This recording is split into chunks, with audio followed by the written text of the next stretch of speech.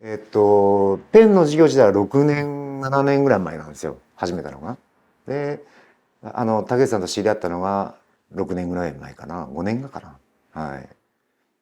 結局普通、ペンってこうまっすぐのものって多いんですけど、それをこういう曲線のある形で作ったっていうのは、面白いなっていうのがまず一つですよね。で、それで岐阜県のその飛騨の、材木屋さんとこうコラボして、飛騨五木っていうペンを販売したんですね。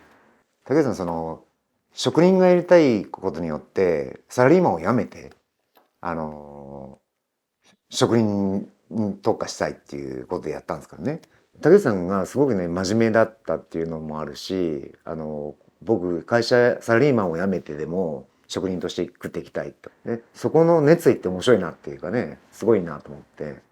でこちらの言うことを聞いて商品を製品化できますかってお話した時にやりますって言ったんでね。で普通作家とか職人っていうのは人の言うこと聞かないんですよ。うん、マイペースで自分のやりたいことしかやらないんでそれをこっちの言う通り作ってくれたらそんな強いもんないじゃないですか。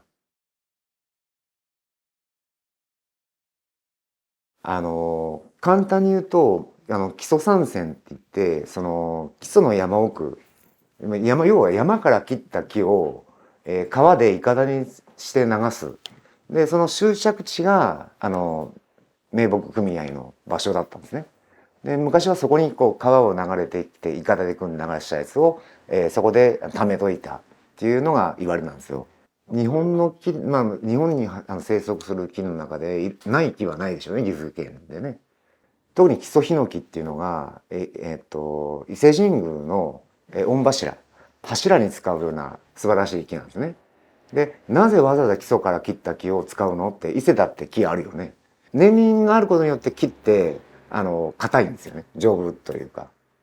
だから寒いところの木の方がやっぱ丈夫で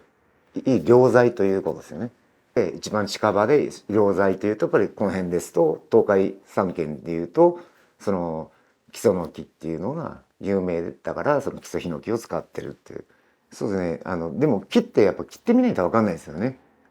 製材してこう割ってみるといい木なのか悪い木なのかっていうね。この縮みが入るか入らないか何かでお値段が変わるし、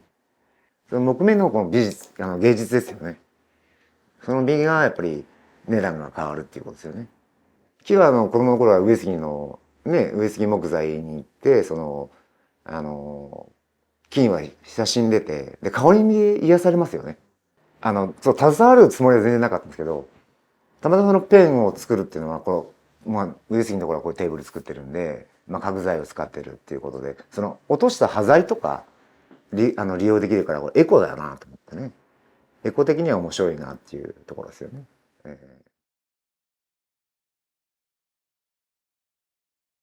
非常に難しい質問なんですけど和紙が好きかどうかって言われるとあんまり興味がなかったですね。ただ伝統的な部分で考えると奈良時代から始まって奈良の法隆寺とかそう正倉院に保管してある書物は美濃和紙なんですね。そのぐらい丈夫で薄くて質がいいっていうのが美濃和紙の伝統でそういうものを知った時になんかこれを活かせないかなというところでこの友禅紙っていうのに着目して機械付き和紙を、京都へ送って京都でプリントシルク印刷してで岐阜へ持ってきて、製品にするんですけどね。友禅柄っていう型紙があるんですね。型紙を作る文化っていうのが非常に伝統的にあってでその中でやっぱり京都の友禅柄っていうのは一番日本でも有数なんでそこのものを使って柄を作るっていうのは面白いかなと思って始めたんですけど綺麗な皮があるから、その周りに楮っていう植物が生えます。でこの楮っていう植物を生かして、作るのが和紙なんですね。で、紙ですよね簡単に言うと。でその和紙はやっぱりきれいな水で作らないときれいな和紙にならないからきれいな水が必要ですと。でそれ揃ってるのがやっぱり岐阜の山林とその川っていうのが融合した長良川っていうところがやっぱり有名でそれがあるから和紙の文化が発達した。でなぜできたかってやっぱりあの山が多いから水がきれいということで、きれいな和紙ができるということで、まあ、日本でも有名ということだと思いますね。はい。やっぱりその水が原点なんで、きれいな水じゃないといい和紙は生まれないっていうので、やっぱ岐阜はいいんでしょうね。産地的に。結局その今のお話の水運っていうのが一番メインでしょうね。山が多いから川が多い。川が多いから水運業が発達する。で、いわゆる物流を、物を動かしやすいってことですよね。ということで、その岐阜っていうのは、昔的には栄えたんじゃないかなと思いますね。結局その仕事で東京大阪とかその海外とかいろんなとこ行ってたんでやっぱり岐阜に帰ってくるとやっぱホッとするんですよね。まず空気は絶対違いますよね。自然がある山が見えるっていうのがやっぱりねとあと川が見えるっていう生活の中にそこら全部組み込まれてるんでそれを見るとやっぱり癒されますよね自分的にはね。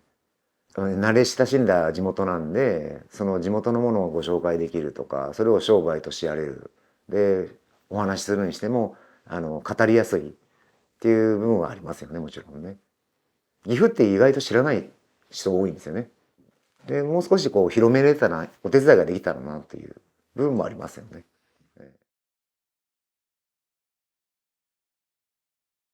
もともと25年間アパレルに勤めててでもともとデザインだけしてたんですね。でデザインだけしてたら営業の人間が一緒に行ってこうプレゼンしてくださいと自分がプレゼンに行くんで付き合ってくださいっていう話がありましてで付き合っていくじゃないですか。そうすると当然物を作ってる人間が説明した方が説得力があるんですよね。でそれでこう一緒に行くようになって営業もこう兼ねてしまうようになってしまってでもう営業いらんじゃんっていう話になってこう飛び越えて直接行くようにもなったりとか、ね、25年間やったらなんでアパレルを続けなかったかってよく言われるんですけどアパレルはもうダメだろうと思ったんででそのなぜダメなのかっていうのはその北京オリンピックが、ね、中国であって縫製工場の縫い子さんがやっぱりサービス業に取られるんですよね。でということは品質が落ちるっていうのと納期が遅れるで、そうなるだろうということを考えたらやっぱりそうなったんですね。だから続けれる商売じゃないなと思ったんで自分でやるならもう花から雑貨あと海外からこの国内にシフトをしなあかんっていうことで日本で作れるものは何だろうっていうことを探し出してでその中でその岐阜県の、美濃和紙とか木とかを使った、商材でなんか商売として動かせないかなということで始めたのがきっかけですよね。なんか日本の職人とかを大事にして日本のものを売っていく方が面白いかなと思ってであとは人生最後なんでね岐阜県に貢献したいなっていう、はい、地元に貢献できたらなと思ったんでこういう県産材とか和紙を使ってっていうのを始めて正確に言うと自分が好きなものって売れないんですよ。服もそうなんですけど、25年間服やってきてこれは売れるとか自分が好きっていうものって売れないんです。こだわりをたくさんつぎ込んだ商品ってまず売れないですね面白いことに。でその人の意見をうまくこう調和して作ったものっていうの方が売れますよね当然ね。でそれを生み出すだから僕らは逆にこう商品自体にこだわっていかんと思うんですよね。こだわらないからいろんな発想ができるんじゃないかなと思うんですよね。売り歩くんで結局お客さんがどういう風だったら売りやすいとかその要望を聞いてきて、形に変えるっていう伝える伝達することが、できるのが僕らですよね。で職人と話したり作家と話して形を変えたりとかっていうことを作り出していく、あくまで僕接着剤だと思ってるんですね僕の仕事って。結局人が作ってほしいものを作る仕事じゃないですか。人が喜んでくれたっていうのが一番なんですね。これ売れましたよと。この商品作りました。で売れましたよ。売れましたって言われるのが一番嬉しいかな。そこが原点じゃないですかね。みんなが喜んでくれる顔を想像するとやっぱり嬉しいですよね。